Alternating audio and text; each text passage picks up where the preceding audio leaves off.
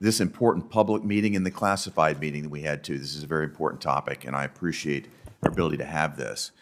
Right now, the Biden administration is continuing to negotiate with the Iranian regime over how to revive the Iran nuclear deal. This is a deal that I believe is fundamentally flawed. But more broadly, the United States and our allies in the Middle East are also in a longer struggle with the Iranian regime over whether this whole region will be dominated by the forces of moderation and modernity or by the forces of tyranny and terrorism. And on that score, Iran is leveraging, it's escalating its posture against us. It's using terrorists, it's using militants, it's using rockets and drones to attack American personnel in Syria, in Iraq, and it's done so numerous times since January of 2021. And it's in this context, at a time of Iranian escalation, that the Biden administration is supporting the repeal of Saddam-era U.S. military authorizations in Iraq, but they're not asking for a replacement congressional authorization. As a lifelong businessman, as a former diplomat, I'm loath to ever unilaterally take leverage off the table unless we're getting something for it, or unless we simultaneously put another card back on the table. I think Chairman Menendez made this point in a very salient manner during the questioning we had in our classified briefing. Deputy Secretary Sherman, I was very glad to see you say in your prepared testimony today that the administration supports not only repealing the Iraq authorizations, but also, quote, replacing them as needed with clear, narrow, and specific frameworks. And that's in order to, quote, continue protecting our people and our interests.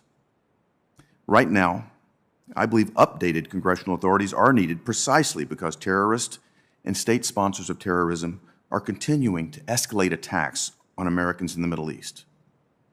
The executive branch will only be in a stronger position if Congress authorizes it to defend Americans in harm's way. And that's why I've authored legislative language that would do three things. First, it would repeal the 1991 and 2002 authorizations for use of military force in Iraq. Second, it would authorize the President to defend our national security interests against continuing threats that are posed by terrorists and state sponsors of terrorism operating in Iraq. And third, it would authorize the President to prevent and respond to attacks against Americans by terrorists and state sponsors of terrorism who are operating in Iraq. And Deputy Secretary Sherman, I appreciate your acknowledgement of the respect that the Biden administration holds for Congress's Article I authority. And given the escalation of events in Iran, I think it's absolutely critical that Congress exercise its authority. So I have a very simple question. Deputy Secretary Sherman, will you commit to ensuring that the administration will provide written feedback on the language that I proposed in advance of this committee's business meeting on the AUMF repeal that will occur tomorrow on Wednesday?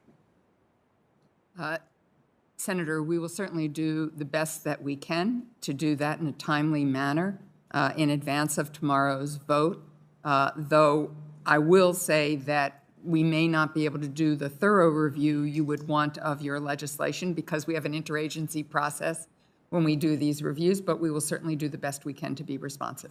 Back to our negotiating posture.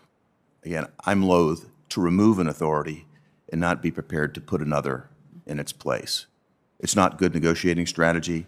That's the way I would encourage us to look at this, and my colleagues and I would implore your team to put the time and the effort in to provide us with feedback, because I think it would be absolutely critical.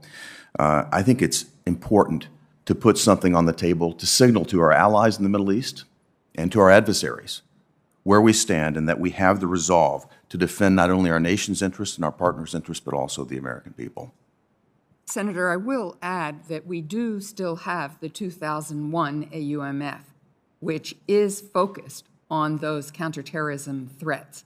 And so we very much look forward to reviewing the legislation you've put forth, but I don't want to leave you or anyone listening to this and your colleagues to think that we are without tools. We have the Article II authority that we've been discussing this morning, and we have the 2001 AUMF, which we have used both in terms of al-Qaeda and associated forces in ISIS. So back to Ranking Member Rish's earlier comments about communication and messaging.